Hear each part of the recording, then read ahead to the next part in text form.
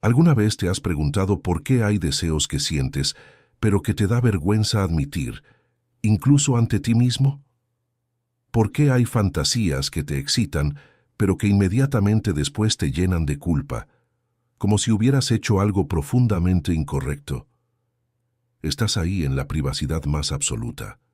De tu mente, nadie puede verte, nadie puede juzgarte, y aún así sientes esa voz diciéndote que lo que deseas está mal, que eres sucio, pervertido, anormal. Intentas reprimirlo, enterrarlo en lo más profundo de tu inconsciente. Prometes no volver a pensar en eso nunca más. Pero mientras más lo reprimes, más fuerte regresa, más poder tiene sobre ti. Es como si hubiera un juez dentro de tu cabeza, vigilando cada pensamiento, cada impulso, cada destello de placer que no encaja en lo que se supone que deberías sentir.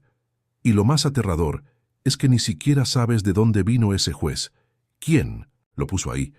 Porque tiene tanto poder sobre algo tan íntimo como tu propio deseo.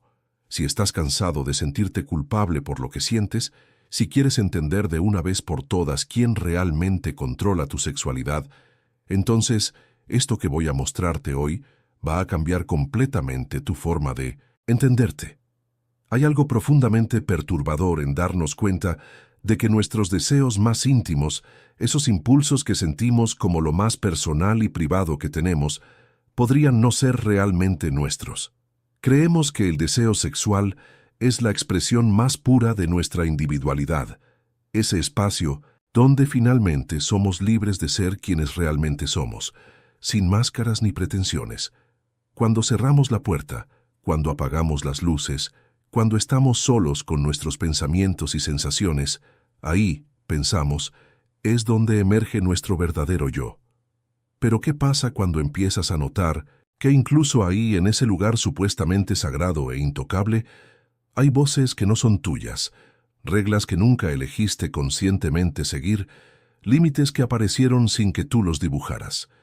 Es como despertar dentro de tu propia intimidad y descubrir que siempre hubo espectadores, que nunca estuviste realmente solo. La mayoría de las personas vive toda su vida sin cuestionar de dónde vienen sus ideas sobre lo que es un deseo correcto o incorrecto, normal o pervertido, sano o enfermo. Simplemente lo saben, lo sienten en el cuerpo como una verdad obvia e incuestionable. Si algo les excita pero les parece mal, asumen que hay algo roto en ellos, algún defecto de fábrica en su psique que necesita ser corregido, controlado o al menos ocultado con vergüenza. Pasan años, a veces décadas, luchando contra sí mismos, intentando purificarse, intentando sentir solo los deseos aprobados, los limpios, los normales. Van a terapia esperando que alguien les ayude a eliminar esos pensamientos oscuros. Leen libros de autoayuda buscando técnicas para reprogramar su sexualidad. Rezan pidiendo perdón por sentir lo que sienten. Y cuando nada de esto funciona, cuando los deseos prohibidos siguen regresando una y otra vez con la misma o mayor intensidad, se hunden en la desesperación, convencidos de que son irredimibles, fundamentalmente defectuosos, destinados a vivir en guerra con su propia naturaleza. Pero hay una pregunta que casi nadie se hace en medio de todo este sufrimiento, una pregunta tan simple que resulta revolucionaria. ¿Quién decidió qué deseos son normales y cuáles no? ¿Quién trazó la línea entre lo aceptable y lo perverso? ¿Cuándo exactamente aprendiste a sentir culpa por algo que tu cuerpo simplemente siente?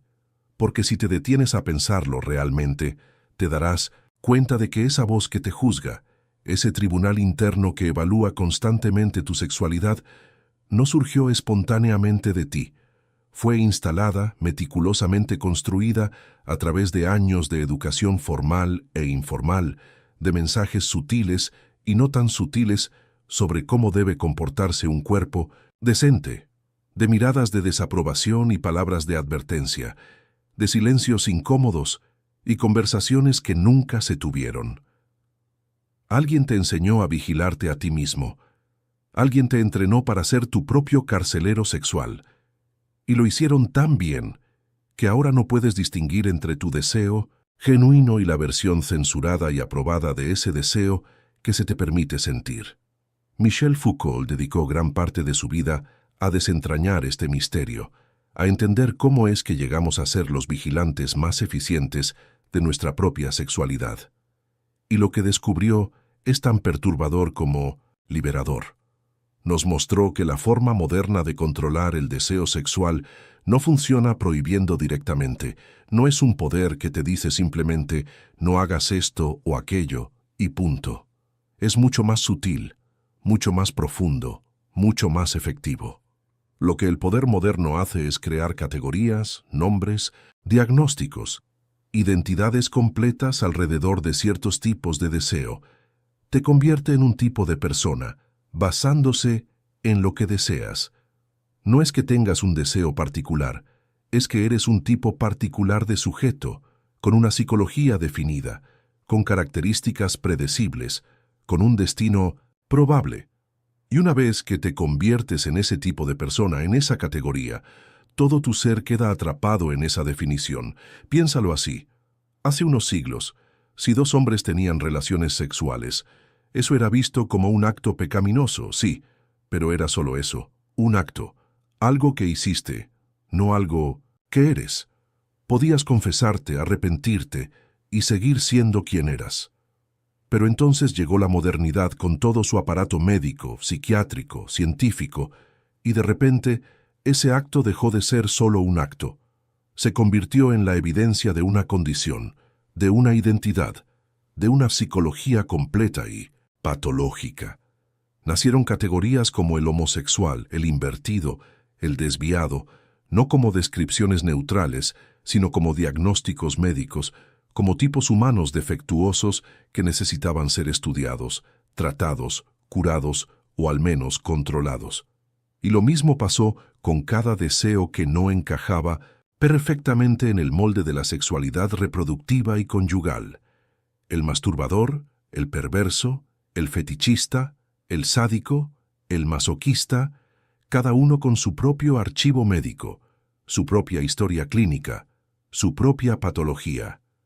Lo que el poder hizo no fue simplemente prohibir estos deseos, sino convertirlos en identidades médicas, en tipos de personas, en casos clínicos.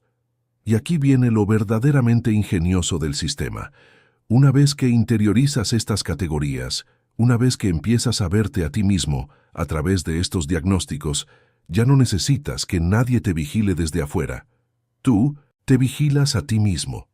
Te conviertes en el observador constante de tus propios pensamientos y deseos, evaluándolos, clasificándolos, preguntándote constantemente si lo que sientes te convierte en uno de esos tipos problemáticos. Es como si hubiera un pequeño psiquiatra viviendo dentro de tu cabeza, tomando notas, haciendo diagnósticos, advirtiendo sobre los peligros de desviarte de la norma. Foucault llamó a esto el ojo que se vigila a sí mismo, una forma de poder que no necesita prisiones ni policías, porque cada persona se convierte en su propia prisión, en su propio policía. Y es especialmente efectivo con el deseo sexual, porque logra convencerte de que al vigilarte, al controlarte, al reprimirte, estás cuidando de ti mismo, estás siendo responsable, maduro, sano. Pero espera, porque esto se pone aún más interesante. Foucault también nos mostró que esta obsesión moderna con hablar sobre el sexo, con estudiarlo, con analizarlo hasta el más mínimo detalle, no es liberación sino otra forma de control. Vivimos en una cultura que aparentemente está obsesionada con la libertad sexual, con romper tabúes, con explorar todos los rincones del deseo. Hay terapeutas sexuales, libros de sexualidad, programas de televisión, podcasts, aplicaciones, toda una industria dedicada a que hablemos cada vez más sobre nuestro sexo. Y pensamos que esto es progreso, que finalmente estamos saliendo de las épocas represivas y oscuras.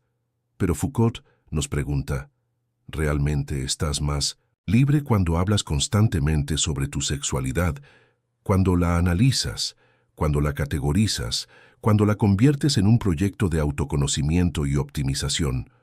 ¿O solo te has vuelto más transparente, más gobernable, más fácil de controlar, precisamente porque ahora todo sobre tu deseo puede ser medido, evaluado, dirigido hacia los canales apropiados. Piensa en cómo funciona realmente. Te incitan a hablar sobre tu sexualidad, a confesarla, ya no ante un sacerdote, sino ante un terapeuta, ante un médico, ante una audiencia en redes sociales. Te dicen que necesitas conocerte sexualmente, descubrir tu verdadera orientación, tu verdadera identidad de género, tus verdaderas fantasías. Te prometen que si logras articular perfectamente tu deseo, si encuentras las palabras correctas para describirlo, si lo categorizas adecuadamente, finalmente serás libre. Pero lo que realmente está pasando es que estás convirtiendo lo más íntimo y caótico de tu ser en algo legible, clasificable, gobernable.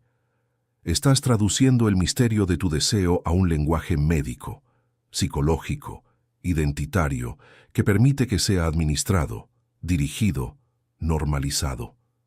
Y lo haces voluntariamente, incluso con entusiasmo, convencido de que estás liberándote cuando en realidad estás entregando las llaves de tu intimidad al sistema que busca organizarte.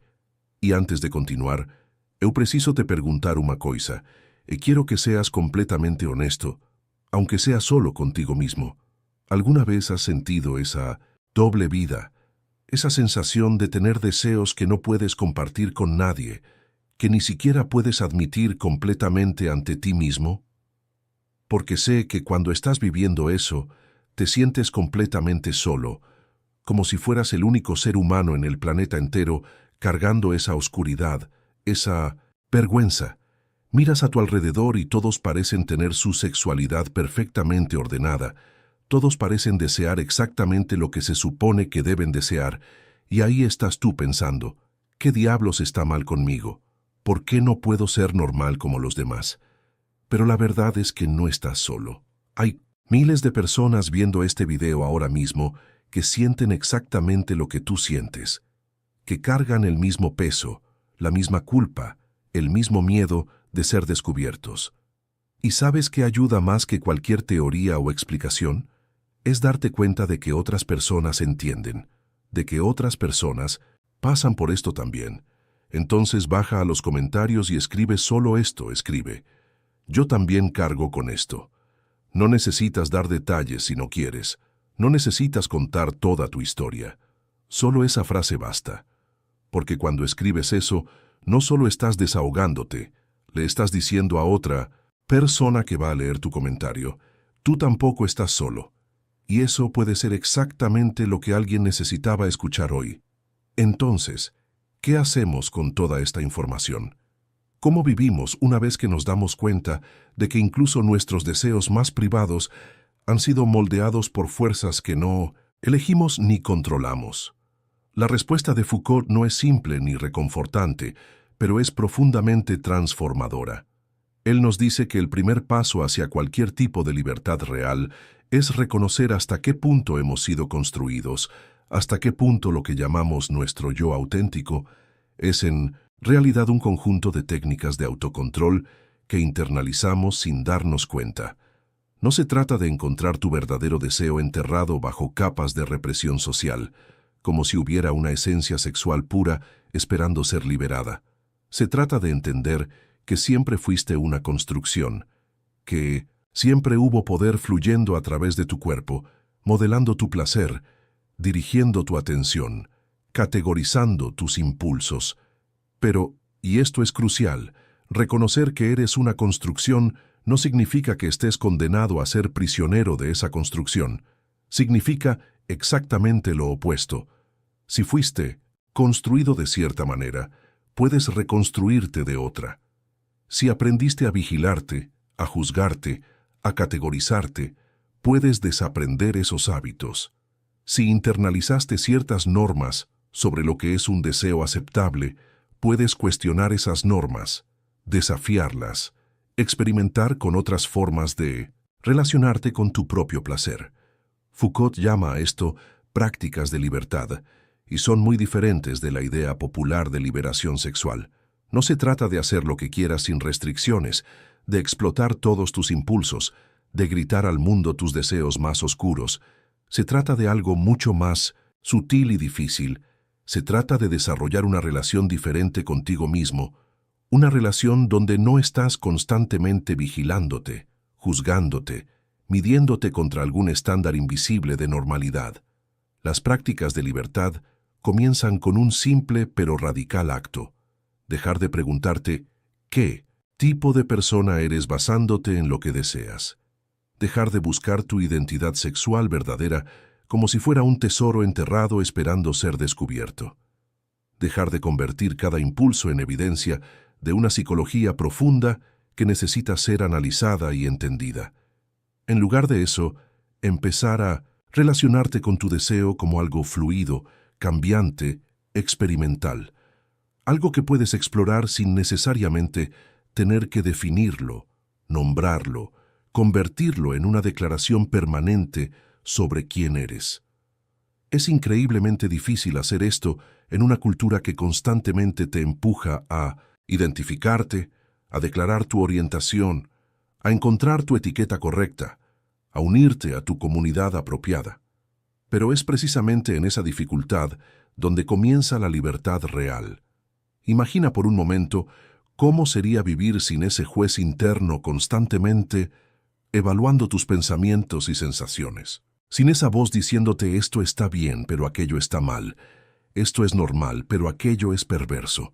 Sin la necesidad compulsiva de confesar cada deseo, de analizarlo, de entender qué dice sobre ti como persona. Simplemente sentir lo que sientes, experimentar lo que experimentas, sin convertir cada sensación en un diagnóstico, sin transformar cada impulso en una declaración identitaria. Suena casi imposible, ¿verdad? Porque hemos sido entrenados tan exhaustivamente para vigilarnos, para automonitorearnos, que la idea de simplemente ser sin juzgar constantemente parece peligrosa, irresponsable, como si fuéramos a caer en algún abismo moral sin ese vigilante interno manteniéndonos a raya. Pero considera esto: todo ese trabajo de autovigilancia, todo ese esfuerzo que pones en controlar, reprimir, corregir tus deseos, ¿a quién realmente sirve? ¿Te hace más feliz? ¿Te permite disfrutar más de tu cuerpo, de tu placer, de tu intimidad? ¿O solo te convierte en alguien más dócil, más predecible, más fácil de organizar dentro de las categorías que el poder necesita para funcionar? Foucault sugiere que gran parte de nuestra energía vital se gasta en este proyecto de autocontrol que ni siquiera elegimos conscientemente, que simplemente internalizamos porque nos dijeron que era parte de ser una persona adulta, responsable, sana. Pero ¿qué pasaría si liberaras toda esa energía? ¿Qué podrías crear? ¿Qué podrías experimentar? ¿Cómo podrías relacionarte contigo mismo y con otros si no estuvieras constantemente gastando recursos en vigilar y controlar cada impulso que no encaja perfectamente en el molde de la normalidad? Había una persona, llamémosla Andrea, que pasó décadas de su vida sintiendo una culpa profunda por sus fantasías sexuales. No eran fantasías particularmente extremas o dañinas, pero eran lo suficientemente diferentes de lo que ella creía que una mujer decente debería desear, que las vivía como una evidencia de que algo andaba fundamentalmente mal con ella. Intentó de todo para deshacerse de esas fantasías: terapia, medicación, incluso algunos años de celibato voluntario, pensando que si simplemente no tenía sexo, eventualmente los pensamientos desaparecerían. Pero por supuesto no desaparecieron, solo se volvieron más intensos, más persistentes, más vergonzosos. Hasta que un día, después de leer algo de Foucault, tuvo una revelación simple, pero devastadora. Se preguntó, ¿qué pasaría si no hay nada que arreglar? ¿Qué pasaría si estas fantasías no son síntomas de una enfermedad, sino simplemente parte del caos hermoso y extraño de ser un cuerpo humano con deseos? ¿Qué pasaría si el problema no son los deseos, sino el juez interno que los evalúa constantemente? Ese cambio de perspectiva no resolvió todo mágicamente, no hizo que las fantasías desaparecieran, ni eliminó completamente la incomodidad que a veces sentía con ellas. Pero algo fundamental cambió. Dejó de tratarse a sí misma como un caso clínico que necesitaba ser curado. Dejó de convertir cada pensamiento sexual en evidencia de una patología profunda. Comenzó a relacionarse con su deseo con más curiosidad que juicio, con más aceptación que control. Y lo más interesante es que una vez que dejó de luchar tan desesperadamente contra esas fantasías, una vez que dejó de invertir tanta energía en reprimirlas y ocultarlas, comenzaron a perder su poder aterrador. No es que dejaran de existir o que dejaran de excitarla, sino que dejaron de definirla, de determinar su valor como persona, de ser el secreto oscuro que la condenaba a vivir en vergüenza. Lo que Andrea descubrió, aunque no lo hubiera formulado exactamente en estos términos, es lo que Foucault llama el cuidado de sí. No es autocuidado en el sentido popular de baños de burbujas y meditación, aunque esas cosas pueden ser parte de ello. Es algo mucho más radical. Es el cultivo deliberado de una relación ética contigo mismo que no depende de normas externas sobre quién deberías ser. Es aprender a ser tu propio compañero en lugar de tu propio carcelero. Es desarrollar la capacidad de observar tus pensamientos, tus deseos, tus impulsos, sin inmediatamente juzgarlos, categorizarlos, convertirlos en evidencia de tu valor o falta de valor como persona. Es difícil, requiere práctica constante y nunca termina completamente porque vivimos inmersos en una cultura que constantemente nos empuja de vuelta a la autovigilancia, de vuelta al juicio, de vuelta a la necesidad de ser normales. Pero cada vez que logras crear un pequeño espacio de no juicio, cada vez que puedes observar un deseo sin inmediatamente preguntarte qué dice sobre ti, cada vez que puedes experimentar placer sin convertirlo en un examen de conciencia, estás practicando una forma de libertad que el poder moderno intenta constantemente arrebatarte. Porque un cuerpo que no se vigila constantemente a sí mismo, que no convierte cada sensación en un diagnóstico, que no necesita categorizar cada impulso, es un cuerpo que no puede ser gobernado tan fácilmente. Es un cuerpo que escapa a las categorías médicas, psicológicas, identitarias, que permiten que el poder lo organice, lo prediga, lo dirija hacia los canales apropiados. Y mira, si llegaste hasta aquí en este video, sé que no estás buscando solo información superficial. Estás buscando una transformación real, una forma diferente de existir en tu propio cuerpo, de relacionarte con tu propio deseo. Y quiero decirte algo, no tienes que pasar por esto solo. Este canal existe exactamente para personas como tú, personas que están cansadas de las respuestas simples, que quieren ir más profundo, que tienen el coraje de cuestionar todo lo que aprendieron sobre sí mismas. Cada semana traigo reflexiones como esta, explorando los rincones más profundos de la experiencia humana a través de la filosofía y la espiritualidad. Si quieres continuar esta jornada de autoconocimiento, suscríbete al canal y activa la campanita. No porque yo necesite números, sino porque tú mereces tener un espacio donde puedes pensar diferente, sentir diferente, ser diferente. Y si este video tocó algo verdadero dentro de ti, déjame un like para que más personas que necesitan escuchar esto puedan encontrar este contenido. No estás solo en esta búsqueda. Entonces llegamos al final con una pregunta que tal vez sea más importante que cualquier respuesta. Si tu deseo sexual no es simplemente tuyo, si has sido moldeado por siglos de técnicas de control y normalización, si incluso el impulso de conocer tu verdadera sexualidad es parte del dispositivo de poder que busca hacerte gobernable, entonces, ¿qué queda?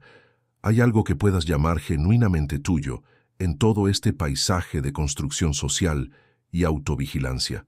Y la respuesta paradójica de Foucault es que sí, pero no de la manera que esperabas.